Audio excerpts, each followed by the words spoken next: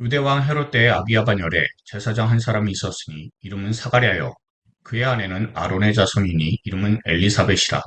이 두 사람이 하나님 앞에 의인이니 주의 모든 계명과 규례대로 흠이 없이 행하더라.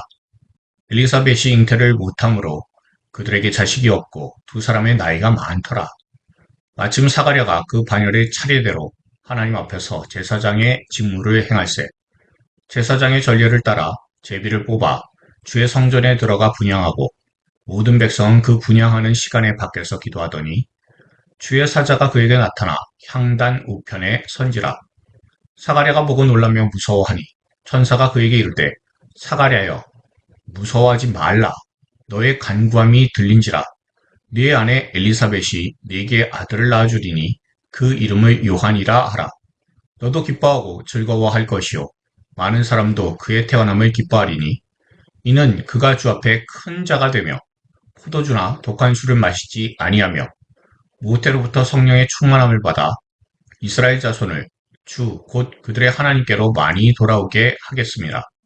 그가 또 엘리야의 심령과 능력으로 주 앞에 먼저 와서 아버지의 마음을 자식에게 거스르는 자를 의인의 슬기에 돌아오게 하고 주를 위하여 세운 백성을 준비하리라.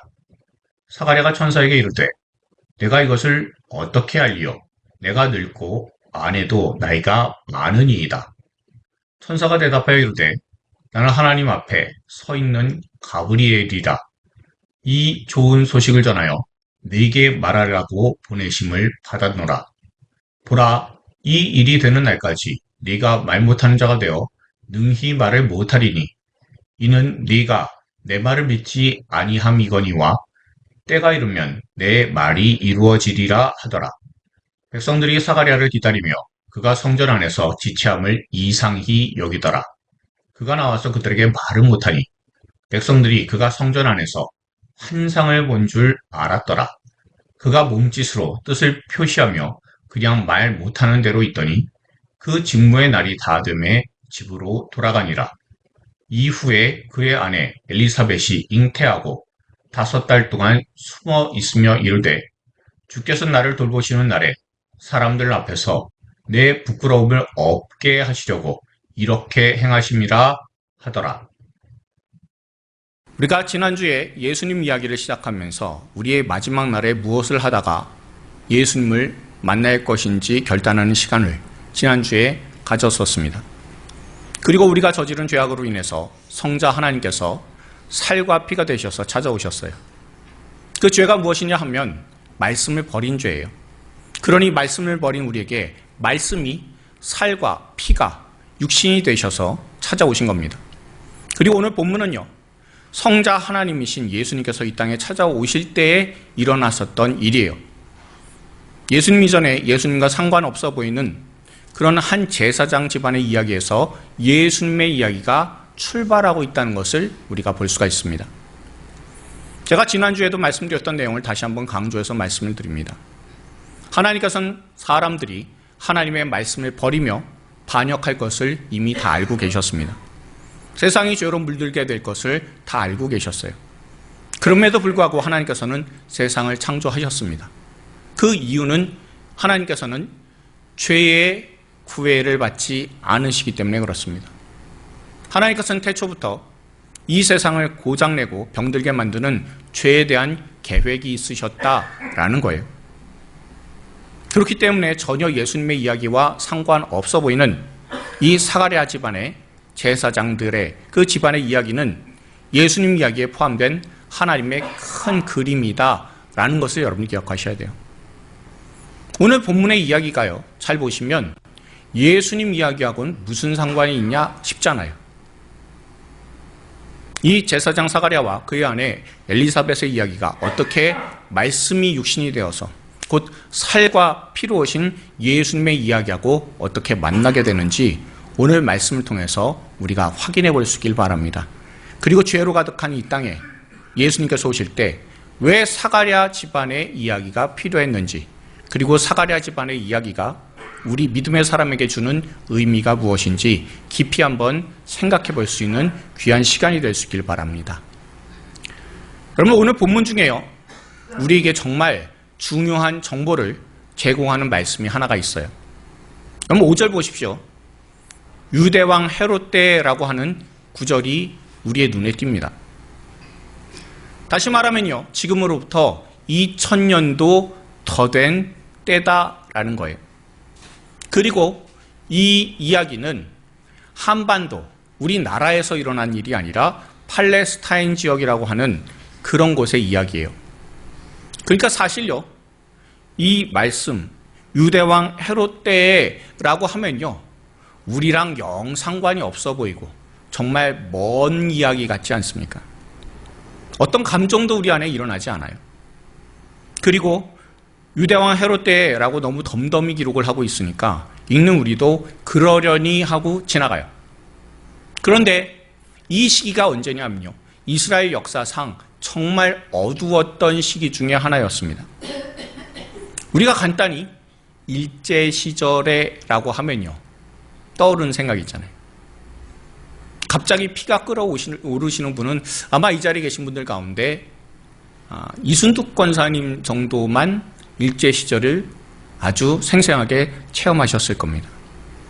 그 험악한 시절을 몸소 겪으신 분은 우리 이 자리에서 이순득 권사님이 거의 유일하실 거예요.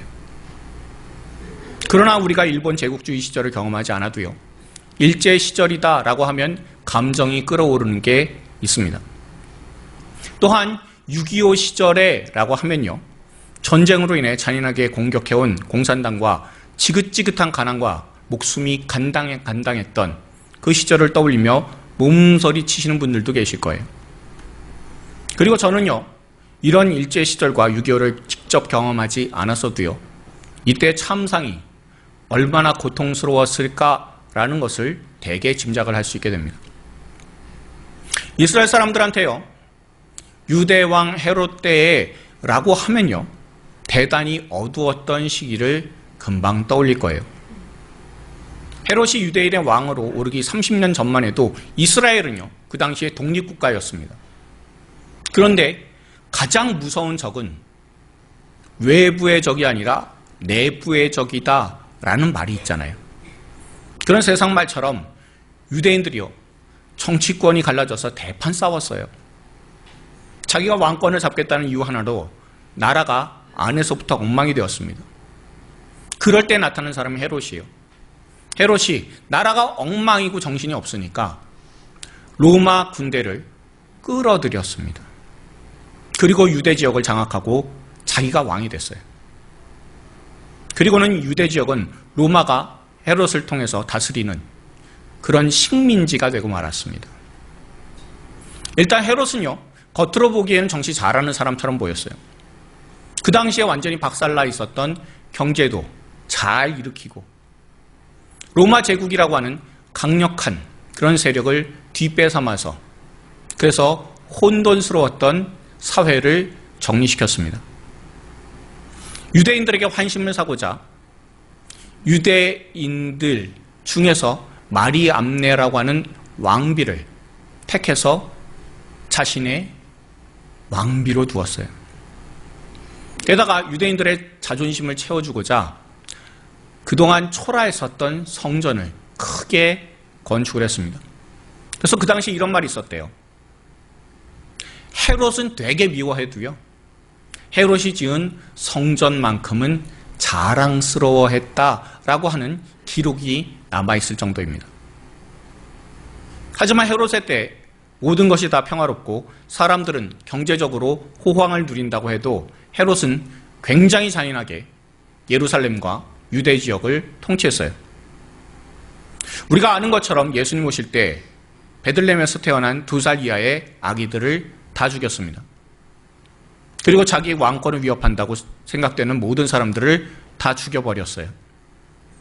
아내인 마리암네와 자기 아들도 죽였습니다. 오죽하면 헤롯의 아들이 되기는 것은 개가 되는 것보다 못하다라는 얘기가 있었을까요? 가족들도요, 배반자라고 누명을 씌워서 잔인하게 죽이는 사람이 바로 이 헤롯이었습니다.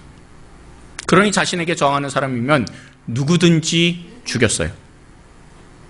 헤롯의 정권에 반대하는 사람도 있었습니다. 그중 사람들을 3,000명을 한꺼번에 몰살시키기도 한 사람이 바로 이 헤롯이에요. 헤롯의 때는요, 겉으로 보기에는 굉장히 평화롭게 잘 사는 것 같았습니다. 하지만 헤롯의 심기를 건드리면 잔인한 헤롯 및 당시 세계 최강이던 로마 군대하고 싸워야 돼요.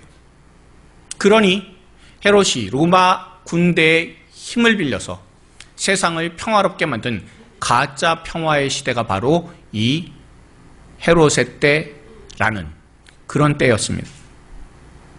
게다가 더 답답한 게 있어요. 그게 뭐냐면요, 하나님의 백성이라고 하는 이스라엘한테요, 구약의 마지막 선지자가 있는데, 말라기 선지자가 있는데, 그 말라기 선지자가 하나님의 말씀을 선포한 지 400년이 흘렀습니다. 다시 말하면 하나님께서 400년 동안 침묵하셨던 시기가 바로 유대 왕 헤롯의 때였습니다. 예언도 안 들렸고요, 환상도 안 보였습니다. 기적도 없었어요. 마치 하나님께서 이스라엘을 다 잊어버리신 것 같은 그런 때가 바로 헤롯 왕이 통치했던 유대 땅이었습니다. 과거에 요셉이 애굽에서 죽고 430년 동안에 하나님께서 침묵하셨던 것 같은 바로 그런 때를 지나던 그런 시대가 유대왕 헤롯 때라는 말씀입니다. 모두가 희망을 잃어갔었던 그것이 바로 본문의 배경이에요. 하나님도 침묵하시고요, 세상 돌아가는 것도 하나님의 백성으로 살기에는 너무 답답한 시대였었습니다. 그때 제사장 사가랴와 아내인 엘리사벳이 있었습니다. 여러분 6절을 보십시오. 사가랴와 엘리사벳에 대해서 뭐라고 합니까? 하나님 앞에 의인이니 주의 모든 계명과 규례대로 흠이 없이 행한다라고 되어 있어요. 여러분 이것을 잘 생각하셔야 되는 게 굉장히 대단한 칭찬입니다. 이 의인이라고 하는 말씀을 여러분들 기억하셔야 돼요. 의인이라고 성경에서 평가된 사람들이 있습니다. 어떤 사람이냐면요, 노아나 욥이나 아브라함이나 다윗이나 혹은 다니엘 같은 사람을 의인이라고 해요. 그냥 지나가는 이야기가 아닙니다. 이런 사람들이 의인이었다라는 거예요. 신앙적으로는 사가랴와 엘리사벳이 사람들에게 손가락질 받지 않을 만큼 완벽에 가까운 사람이었다라는 것을 의미해요. 지난 수요일에 새벽에 민수기 13장에서 12정탐꾼의 명단을 묵상한 적이 있어요. 당시의 12정탐꾼은요, 그냥 대충 무작위로 뽑은 사람이 아니라 각 지파의 리더, 그러니까 엘리트였습니다. 하나님께서는 왜 이렇게 최고의 엘리트를 뽑아서 이스라엘 땅을, 가나안 땅을 정탐하게끔 하셨을까요? 이 사람들이, 이 엘리트들이 그 땅을 탐지가 와서 돌아왔을 때 사람들한테 보고하면 그 보고가 얼마나 큰 영향을 미치게 될 것인지 하나님께서 똑똑히 잘 알고 계셨기 때문이에요. 그런데 여기에는 굉장히 큰 역설이 있습니다. 최고의 스펙과 리더십이 반드시 최고의 믿음을 보장하는 게 아니다라는 거예요. 다시 한번 말씀드릴게요.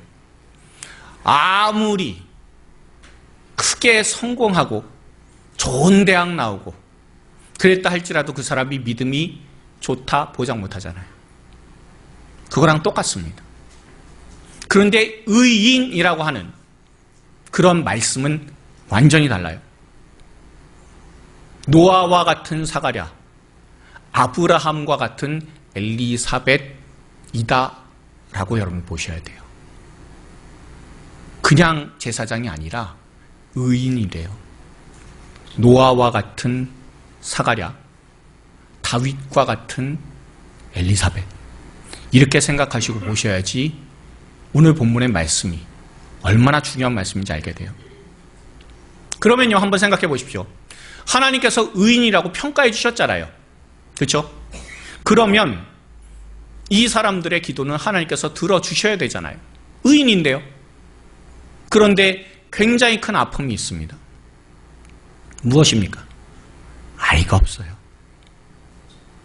여러분, 아이가 없다라고 하면요, 그냥 단순히 내 뒤를 이을 집안에 애가 없다, 이 얘기가 아닙니다.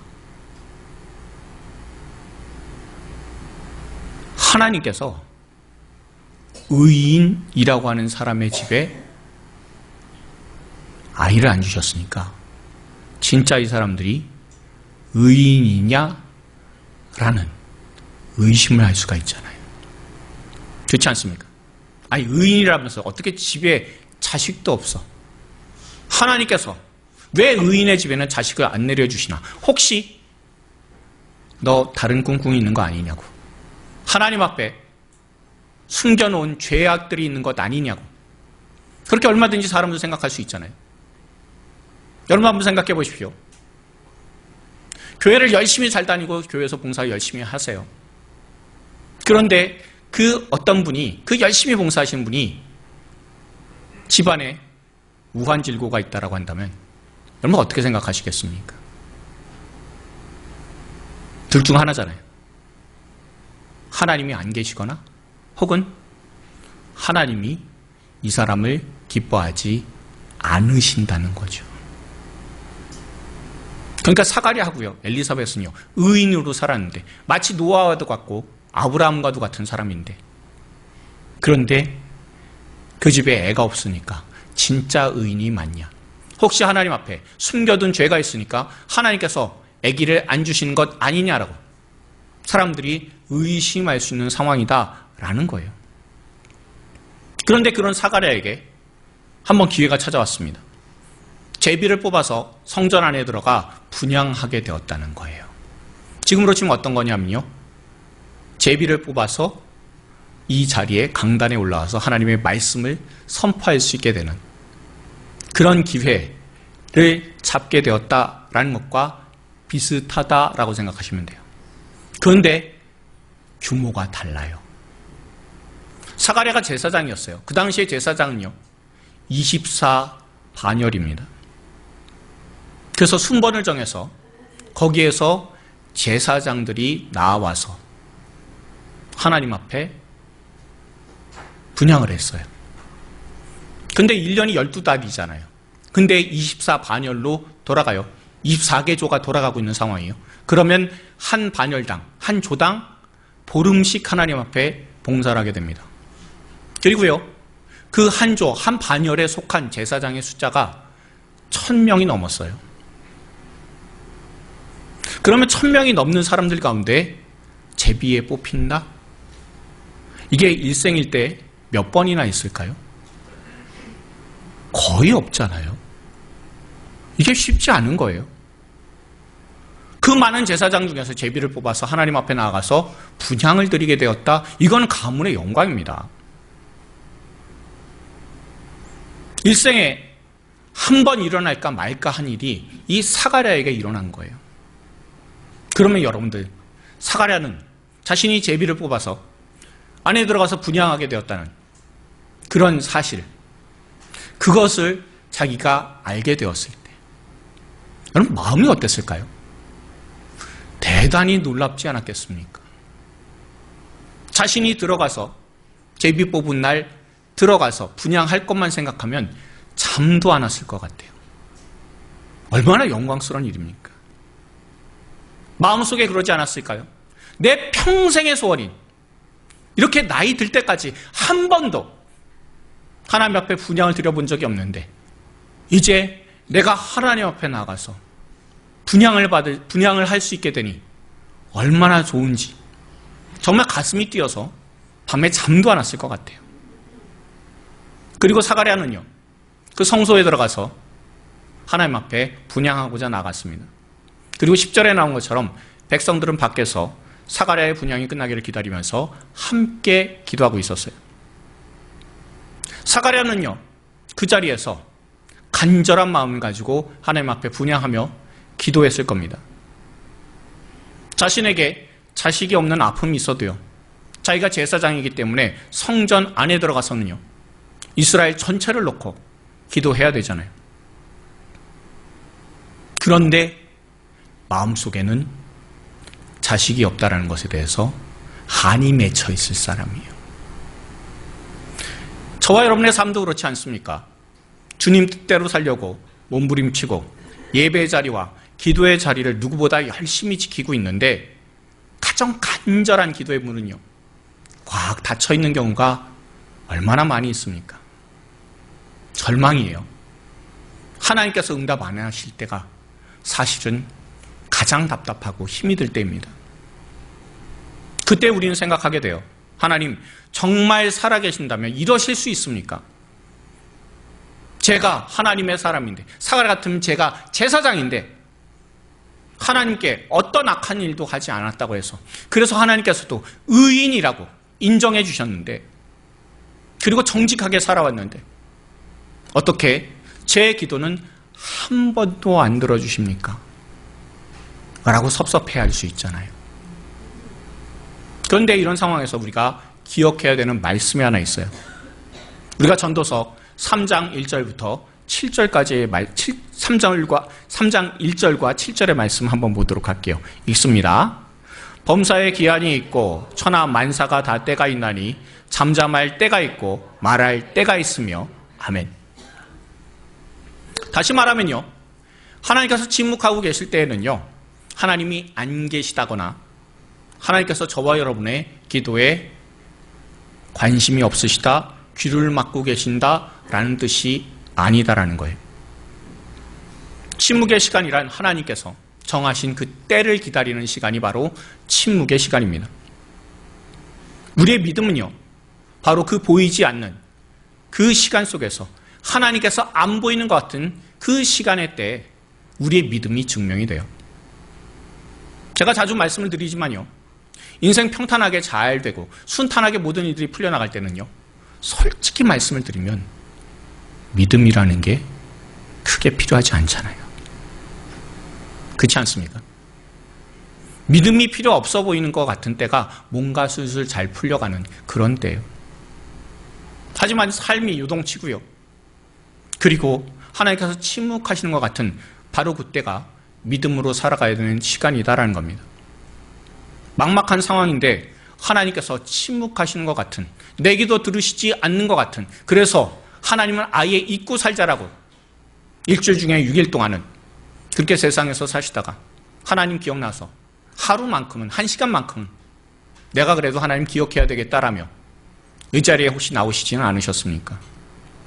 하나님께서 침묵하시는 것 같은 바로 그때 저와 여러분들의 마음이 가장 힘들어지고 우리의 믿음도 아무 소용이 없는 것 같은 그런 때를 우리가 보내지만, 하나님께서는 그 침묵의 때 우리의 믿음이 성장하기를 원하시고 계신다는 겁니다. 의인 사가랴, 의인 엘리사벳에게 하나님께서 침묵의 때를 허락하셔서 그 때를 하나님께서 선하게 인도하시고, 그래서 하나님의 침묵의 때 믿음으로 사는 사람이 바로 의인이다라는 것을 우리에게 알려주셨습니다. 저와 여러분들 모두가 하나님께서 침묵하시는 것 같을 때, 내 기도 안 들어주시는 것 같을 때, 그때 더욱더 하나님을 의지할 수 있는 하나님의 사람들이 다 되기를 바랍니다. 그래서 세상 사람들 뿐만 아니라 우리 아버지 하나님으로부터 의인이라고 인정받을 수 있는 저와 여러분들이 다 되기를 소망합니다. 그런데요, 오늘 본문을 잘 보시면 하나님께서 이런 침묵의 시대, 400년 동안이나 아무 응답도 안 하시던 바로 그런 시대에 하나님께서 침묵의 때를 먼저 깨셨음을 우리가 볼 수가 있습니다. 자, 말라기 선지자가요, 이때 이전에 400년 전에 어떤 그런 말씀을 전했는지 우리가 한번 보기 위해서 말라기서 4장 5절과 6절의 말씀 한번 읽어보도록 할게요. 읽습니다. 보라, 여호와의 크고 두려운 날이 이르기 전에 내가 선지자 엘리야를 너희에게 보내리니 그가 아버지의 마음을 자녀에게로 돌이키게 하고 자녀들의 마음을 그들의 아버지에게로 돌이키게 하리라. 돌이키지 아니하면 두렵건대 내가 와서 저주로 그 땅을 칠까 하노라 하시니라. 아멘. 하나님께서 400년 동안 이 말씀 주시고 400년 동안 아무 말씀 안 하셨어요. 그리고 나서 침묵하신 이후에 13절에 이제 말씀하시기 시작합니다. 사가라여 두려워하지 말라 너의 간구함이 들린지라 라고 천사 가브리엘을 통해서 말씀하신 겁니다. 여러분, 이 말씀이 얼마나 위로가 됩니까? 너의 간구함이 들렸다라는 말씀은요, 하도 사가랴가 끈질기게 하나님 앞에 기도해서 그제서야 들으셨다라는 뜻이 아니에요. 헬라어 원어의 뉘앙스를 보면요, 하나님께서 이 사가랴의 기도를 절대로 무시하신 적이 없고 하나님께는 이미 그 기도가 접수되었다라는 의미입니다. 하나님께서 한 번도요, 이 사가랴를 외면하신 적이 없으시다는 겁니다. 다시 말하면요, 저와 여러분들이 드리는 모든 기도, 이제는 다 포기해서 하나님 앞에 아무 소용이 없는 것 같은 기도, 그런 기도도 하나님께서는 땅에 떨어지지 않고 다 듣고 계셨다라는 겁니다. 이 사가랴의 기도를 하나님께서 하나님의 때가 되었을 때 아무 소망이 없는 노년의 부부에게 아들을 주시겠다라고 약속을 하시는 거예요. 하나님의 방식이 어떤지 잘 알려주는 말씀이 하나 있습니다. 우리가 이사야서 55장 8절하고 9절을요 한번 읽어보도록 할게요. 읽습니다. 이는 내 생각이 너희의 생각과 다르며 내 길은 너희의 길과 다름이니라. 이는 하늘이 땅보다 높음같이 내 길은 너희의 길보다 높으며 내 생각은 너희의 생각보다 높음이니라. 아멘. 하나님께서는 어떻게 하신다고요? 우리와 다르시대요. 우리의 낮은 생각이 아니라 높은 곳에 계셔서 우리의 모든 상황을 훤히 다 보고 계신다고 말씀하세요. 하나님께서는 큰 일을 하시는 게 아니라 작은 일, 소외된 것, 기도도 안 들어주시는 것 같은 그런 제사장 집안에서 이제 일을 시작하신다라고 약속하시는 거예요. 사가랴는요, 이 말씀을 듣고 믿지 못했습니다.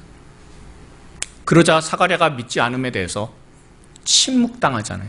말 못하게 되잖아요. 그리고 그 안에 엘리사벳은 어떻게 합니까? 5달 동안 숨어서 지낸다. 무슨 뜻입니까? 엘리사벳도 침묵 속에서 있었다라는 뜻이에요. 그러면 이 사가랴와 엘리사벳이 침묵 동안 도대체 뭘 했을까요? 새벽에 제가 나오게 되면 저는 당연히 담임 목사로서 기도하게 됩니다. 그런데 담임 목사로 기도하게 되면요, 기도의 제목이 뭘까요? 뭘 놓고 제가 기도하겠습니까? 첫 번째는 당연히 교회 부흥을 놓고 기도합니다. 하나님, 우리 교회 부흥하게 해주시고, 또한 우리 모든 성도님들의 마음속에 주님께서 함께하여 주셔서 성령으로 충만하게 하옵소서 라는 것 놓고 저는 기도하게 돼요. 그런데 저도요, 한 개인이기 때문에 개인적인 기도의 제목들을 다 갖고 있습니다. 제 아내의 건강이나 큰애의 진로나 작은애의 진학을 놓고, 그리고 제 부모님의 건강을 놓고서도 저는 기도를 하게 돼요.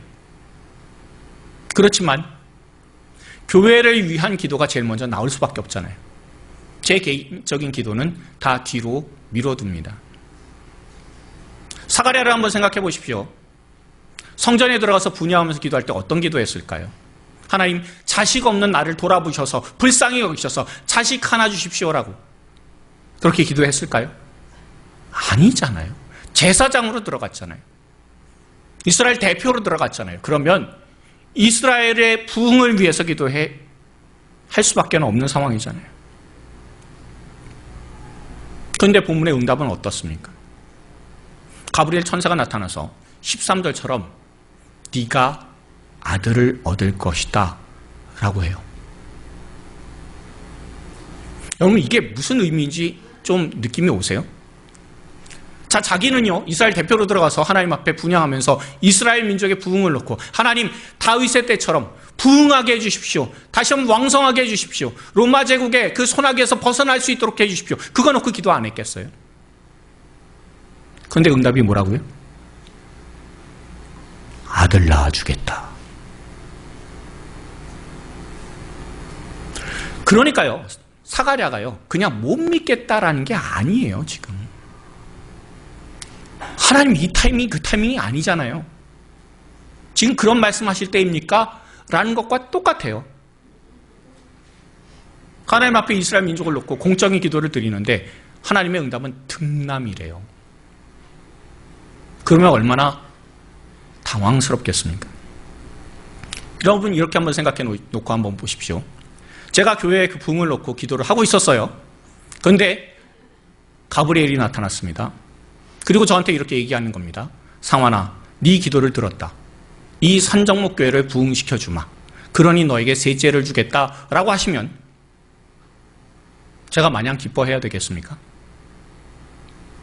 하나님의 뜻은 우리 교회가 부흥하는 속도가 느리니까 애라도 낳아서 자연적으로 증가하게 만드시려는 그런 뜻이구나라고 제가 받아들여야 될까요? 그리고 여러분들에게 하나님께서 천사 가브리엘을 제게 보내주셔서 알려주셨습니다. 우리 교회의 부흥 전략은 자연 증가랍니다. 여기 계신 여러분도 아직 포기하기에는 이릅니다. 엘리사벳도 애 낳았습니다. 그러니 여러분들도 애 하나씩 낳으십시오. 그래서 우리 교회 부흥시키십시오라고 하면 여러분 저에게 뭐라고 말씀하시겠습니까? 저 정신 나간 목사가 지금 무슨 소리 하냐고. 내가 지금 애 낳을 몸이냐고. 그렇게 항의하지 않으시겠어요? 그렇잖아요. 지금 오늘 본문 얘기가 그 얘기 아닙니까? 우리가 성경을 볼 때 가장 큰 함정이 뭐냐면요. 이미 뒤에 나오는 얘기를 알아요. 그리고 이 이야기가 어떻게 흘러갈지 알고 있어요. 여기 하나님께서 주신 아기는요. 나중에 세례 요한이 되어서 그래서 예수님의 길을 예비하는 사람이 되잖아요. 그걸 알고 있으니까 이게 신선하게 우리에게 다가오는 게 아니라고요. 그런데 사실은 뭐예요? 전혀 얼토당토하는 하나님의 응답이 나타났다라는 게 오늘 본문이에요.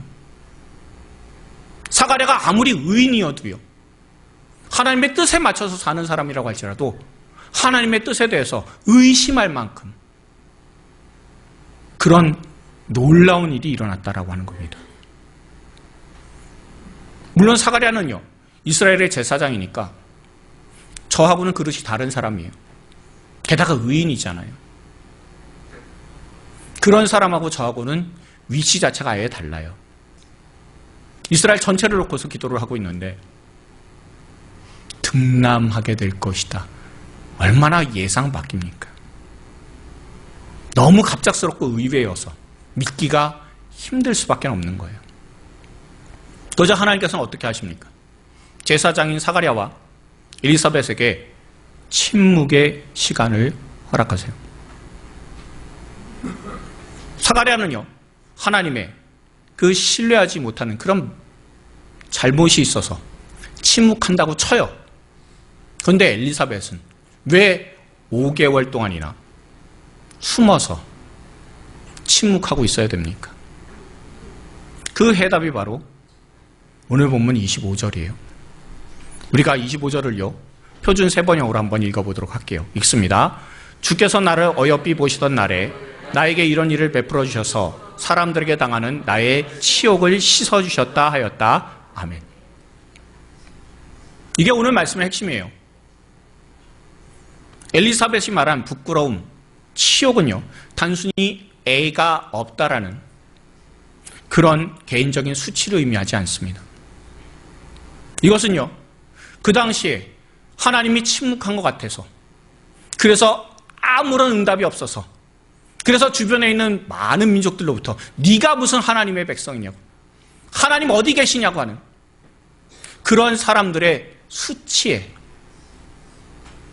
하나님께서 응답해 주셨다라는 거예요. 조금 더 확장하면 어떻습니까? 아무 소망 없이 살아가던 죄인인 사람들에게 그 수치를 씻어주시기 위해 예수 그리스도를 준비하신다라는 의미이기도 해요. 하나님께서 400년 동안 입을 닫고 계셨다가 그 침묵을 깨신 것이 바로 무엇이냐면 한 여인의 부끄러움을 씻어주시는 일부터 시작을 하셨어요. 그리고 이 아이는요, 장차 세례 요한이 되어서 그리스도 예수의 길을 예비하게 됩니다. 17절에 나온 것처럼 엘리야 선지자가 애타는 마음으로 이스라엘 백성들을 하나님에게 돌아오게 한 것처럼 하나님 아버지와 자녀가 되는 이스라엘을 회복하게 하고 죄로 고장나고 틀어진 영혼들을 바로잡아서 하나님을 맞아들일 만한, 영접할 만한 백성이 될 수 있도록 예수님께서 준비하고 계신다라는 것. 그리고 마침내는 예수님께서 오셔서 이 모든 수치를, 인류의 모든 수치를 다 깨끗하게 씻어주신다고 그렇게 약속하시는 말씀 아닙니까?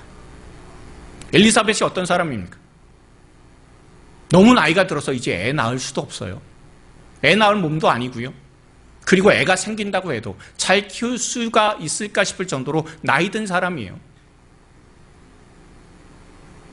그런 사람에게 하나님께서 아무 소망이 없는 사람에게 나타나셔서 이제 너를 통해서 그 소망이 무엇인지 이 모든 사람들에게 알게 할 것이라고 하나님께서는 말씀하시는 겁니다. 그리고 이 엘리사벳의 부끄러움을 씻어주신 이 사건은요, 우리 예수 그리스도께서 십자가 보혈로 우리 자녀된 우리들의 모든 부끄러움을 씻어주시고 하나님의 자녀로 우리가 다시 한번 하나님 앞에 세워질 수 있도록 하나님께서 구원 계획을 알려주신 사건이에요. 이것을 제일 잘 알려주는 말씀이 바로 갈라디아서 4장 4절부터 6절의 말씀인데 우리가 한번 읽어보도록 할게요. 읽습니다. 때가 차매 하나님이 그 아들을 보내사 여자에게 나게 하시고 율법 아래에 나게 하신 것은 율법 아래에 있는 자들을 속량하시고 우리로 아들의 명분을 얻게 하려 하심이라. 너희가 아들임으로 하나님이 그 아들의 영을 우리 마음 가운데 보내사 아빠 아버지라 부르게 하셨느니라. 아멘. 430년의 침묵의 시간은요, 죄로 수치를 당하는 사람들에게 구원하시기 위해 하나님께서 인내하시는 시간이었다라는 거예요. 그리고 마침내 오셔서 때가 차서 하나님의 그때에 하나님의 마음으로 사람들이 돌이킬 수 있도록 예수님께서 오시고 그 예수님께 오셔서 저와 여러분들을 우리가 하나님을 부를 때 아빠라고 부를 수 있게 해주셨다고. 그런 놀라운 은혜가 있는 것이 바로 오늘 말씀입니다. 저와 여러분들 혹시 삶에 문제가 있어서 부끄러움과 수치심에 갇혀 계시지는 않습니까? 그러나 오늘 말씀을 여러분들 꼭 기억하신다면 그 수치와 부끄러움 그리고 하나님께서 침묵하시는 것 같을 때 그때 하나님께서 일하시는 때다라는 것을 여러분들 기억하십시오. 하나님께서는 우리의 모든 부끄러움, 수치를 해결하시기 위해 예수 그리스도를 우리에게 보내주셨고 그 예수님께서 십자가에서 보혈을 흘려주심으로 말미암아 저와 여러분들의 모든 수치, 모든 부끄러움, 그런 죄들을 다 용서해 주셨음을 여러분들 기억하십시오. 그러니 저와 여러분들의 기도가 때로는 응답이 늦어지는 것 같다 할지라도 더디 응답이 되는 것 같다 할지라도 절대로 포기하지 마시길 바랍니다. 하나님께서도 저와 여러분들을 향해서 절대 포기하신 일이 없으시다는 것을 여러분이 기억하십시오. 또한 내 예상대로, 내가 원하는 대로 기도 응답이 이루어지지 않았다고 해서 실망하지 마시기 바랍니다. 하나님께서는 저와 여러분들에게 각자 모두에게 다 특별한 계획을 갖고 계시고요. 지금도 우리의 신음소리와도 같은 그 기도를 듣고 계신다라는 것을 기억하십시오. 그리고 마침내는 우리의 수치, 우리의 부끄러움을 기쁨으로 하나님의 영광으로 바꿔주실 것이다 라는 것을 여러분이 기억하십시오. 말씀을 정리합니다. 의인인 사가랴와 엘리사벳의 이야기는요, 오늘 우리가 살아가는 이 삶에 대해서 어떻게 살 것인지에 대해 분명히 알려줘요. 우리의 인생에도요, 하나님께서 침묵하시는 것 같은 내 기도에 응답도 없고 그리고 하나님께서 묵묵히 입을 꾹 닫고 계시는 것 같은 아무 일도 안 하시는 것 같은 그런 때가 우리에게도 반드시 있다는 거예요. 그런데 그 침묵은요, 하나님께서 우리를 버리셨다, 하나님께서 우리를 무시하신다라는 그런 뜻이 아니라 더 크고 놀라운 사건을 준비하고 계신다라는 뜻임을 여러분들 기억하십시오. 그리고 침묵의 시간대에는 믿음으로 살아갈 수 있는 저와 여러분들 되길 바랍니다. 믿음이 얼마나 중요한지 알려주는 말씀 우리가 읽도록 하겠습니다. 히브리서 11장 6절인데요. 우리가 한번 읽어볼게요. 읽습니다. 믿음이 없이는 하나님을 기쁘시게 하지 못하나니 하나님께 나아가는 자는 반드시 그가 계신 것과 또한 그가 자기를 찾는 자들에게 상 주시는 이심을 믿어야 할지니라. 아멘. 믿음을 가지고 살아갈 수 있는 저와 여러분들 되길 바랍니다. 침묵의 시간 속에서 우리가 해야 되는 것은 불평과 원망이 아니라 믿음을 가지고 하나님을 신뢰할 수 있는 저와 여러분들이 다 되길 바랍니다. 때로는 하나님의 응답이요, 이 사가랴처럼 전혀 우리가 예상하지 못하는 그런 모습으로 나타날 수도 있어요. 사가랴는요, 이런 마음이 있었을지도 몰라요. 속 시원히 기도하지 못해서도 대를 이을 아들 하나만큼은 주셨으면 좋겠다라는 그런 마음이 있었을 거예요. 그러나 하나님께서는 그냥 아들을 주신 것이 아니라 구약 전체에서 예수님께서도 말씀하실 때 사람이 난 자 가운데서 가장 큰 자, 구약의 마지막 선지자로 이 세례 요한을 주셨고 또 그렇게 성장하도록 하셨습니다. 그러니 하나님의 뜻은 우리와 영 다르고요, 우리보다 훨씬 높으시다는 것을 여러분들 기억하십시오. 그러니 여러분들의 기도의 응답이 조금 더딜 때, 침묵하시는 것 같을 때, 혹은 기도의 응답이 내 뜻과는 영 다른 것 같을 때, 그때 조급해하거나 절대 실망하지 마십시오. 잠잠히 믿음으로 기다리면서 하나님께서 내 인생 어떻게 인도해 나가실까? 하나님은 큰 계획이 있으시다. 하나님께서는 큰 플랜이 있으시다라는 것 꼭 기억하시면서 우리도 믿음으로 반응할 수 있는 저와 여러분들 다 되길 바랍니다. 400년 동안의 그 침묵을 아기의 울음소리로 깨우신 그 하나님을 기대하며 그 하나님께서 지금도 저와 여러분들 삶 가운데 일하고 계신다고, 하나님 절대 침묵하신 분이 아니시라고, 하나님께서 지금 나와 함께 하시고 나와 동행하시며 나를 선한 길로 인도해 주신다고 믿고 나아가는, 그래서 오늘 본문에 나오는 사가랴와 엘리사벳이 의인이라고 하나님께 인정받은 것처럼 저와 여러분들도 믿음을 통해서 하나님께 의인으로 인정받을 수 있는 귀한 사람들이 다 되기를 주님의 이름으로 축원드립니다. 기도하시겠습니다. 기도하시기 전에 우리가 주변 분들한테 이렇게 권면을 먼저 해 주셨으면 좋겠습니다. 제가 또 이렇게 또 까먹고 또 이랬는데, 자, 우리가 이렇게 한번 주변 분들한테 이렇게 권면해 주십시오. 하나님의 계획은 나와 다르십니다. 네, 한 번 더요. 나의 상상 이상이신 하나님을 기대합시다. 자, 마지막으로 한 번 더 하겠습니다. 믿음으로 하나님을 기쁘시게 하세요. 네, 그 믿음 가지고 하나님 기쁘시게 하고, 또한 하나님께서 마침내 저와 여러분들에게 기쁨을 충만케 해주실 걸로 믿고 한 주간 승리할 수 있는 저와 여러분들이 다 되기를 주님의 이름으로 축원드립니다.